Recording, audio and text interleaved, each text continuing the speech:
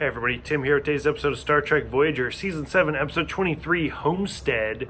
So, first of all, just to get some of the basics out of the way, this episode was directed by LeVar Burton, which is kind of interesting because, the whole first half, or opening sequence of this episode has to do with, First Contact Day, and, Geordi was a big part of First Contact, so it's kind of interesting that LeVar Burton directed it. Like I said, the whole opening sequence is all about, it's the 315th anniversary of First Contact Day, and they even said, I just thought that was a day off of school, big BFD. And so it's just kind of interesting. I do like how, they want Tuvok to be here's the first words ever spoken by a Vulcan, which I don't think it was. I don't remember. I have to go back and rewatch the movie now. But, of course, Tuvok comes up and he's like, live long and prosper. And it's oh, yay, and everybody applauds. So most of this episode, to be honest with you, I didn't feel it. I wasn't interested in it. The whole first half was kind of funny because it was very, Captain Picard Day-esque.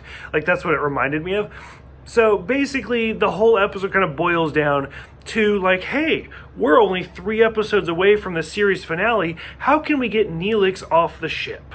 And that's kind of what it seemed like to me. So, because I wasn't so into it, I just didn't care, so I'll boil down the whole plot, where, they end up finding Talaxian life signs, and so, let's see, it was Tuvok, Tom, and Neelix, I think, take the Delta Flyer into, this meteor area, where a bunch of Talaxians are living, under, terrible conditions, and this alien race is just, on top of them. And so, of course, Voyager intercedes. They're hey, you can't do this, sets the Talaxians free. Neelix is hey, I'll stay to protect them. And that's basically the end of the episode. I just could not get into it. I realized, that's really underdoing the whole plot of the whole thing. But, I kept trying, but this whole episode just kept screaming, how do we get the Delta Quadrant person off the ship?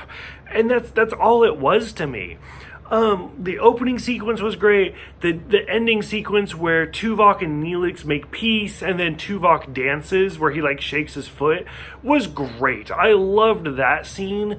And then of course the first 3 seasons of the series was Neelix and Kes in this really creepy relationship that just was uncomfortable.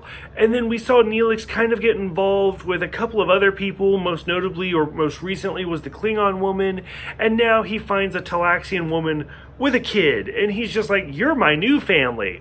And it's super awkward, and I could not get into this one. For those who have seen it, did it stand out more to you guys? What did you think about it? To me, I would rather, at this point in the series, have just kept him through the series. Just bring him to the Delta Quadrant. 3 more episodes, who cares? Just bring him along. I felt like this episode was really unnecessary. So let me know what you guys think. Thank you guys for everything, and I will see you guys next time for the penultimate episode, The Renaissance Man.